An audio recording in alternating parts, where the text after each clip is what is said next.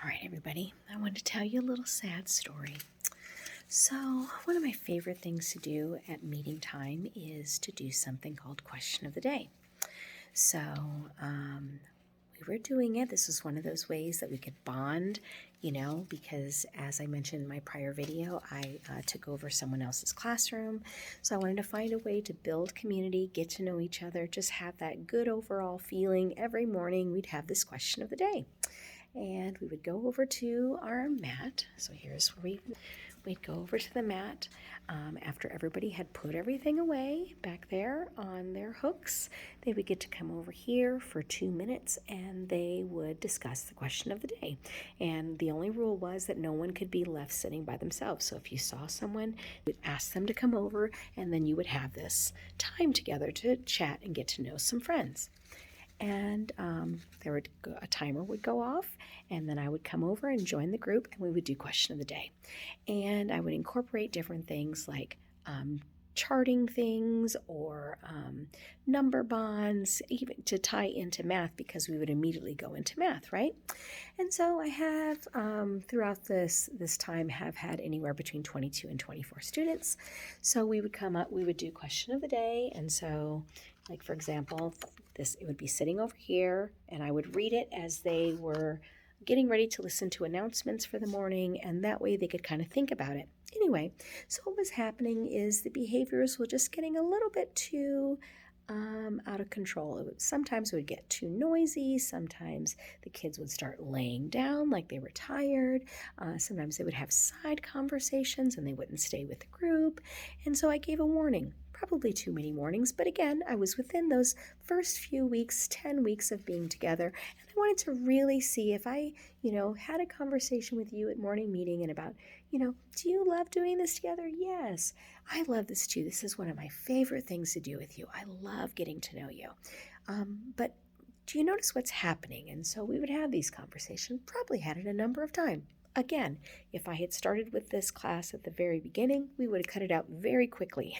But I was like, no, I'm going to extend some grace, that sort of thing.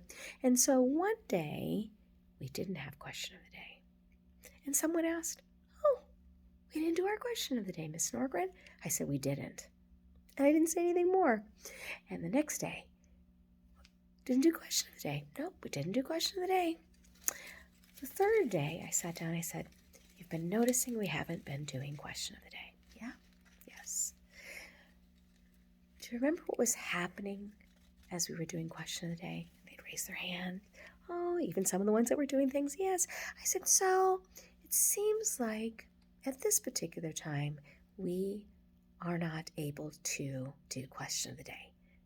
Now it has to become something that we earn back. And so now we are in that mode of, if we really love question of the day, we know how we should be sitting, we know how we should be conducting our meetings, and one day we may earn question of the day back. And we just keep it moving. And so, again, it's one of those things where, and this is one of those things that I have gotten from my Montessori training, which is to really read the environment, to read the students, to see if they will self-correct, to give them a chance, because it's first thing in the morning, you're very excited to see each other, so, I understand that, it's really giving that empathy to them, but also understanding, like, we have a certain protocol for what we do in our morning meeting, and also, as a teacher, they don't know this, I'm on a clock. I need to get into my first curriculum piece within a certain time frame. And when this is taking so long, it not only doesn't bode well for me if I'm being observed, but also it doesn't really bode well for them because they're taking way too much time over here. And then also, as we know, transitions can be tricky anyway. They take a little more time to sit in their desk, so there's more time and more time and more time. And as we know, we just do not have enough time in a classroom some days, or it doesn't feel that way. So anyway, I wanted to share with you how the setting boundaries and to be able to give natural consequences, I have used it. I've used it with our question question of the day. And again, it's that old adage, it hurt me more than it probably hurts you, because I really did enjoy that time with the students. But unfortunately, at this time, we aren't able to do it. And so no matter how romantic I am about a procedure that we do, I will cut it if we're showing that it's not working out for our group. All right. Make sure and share any questions that you might have, and I will address it on video.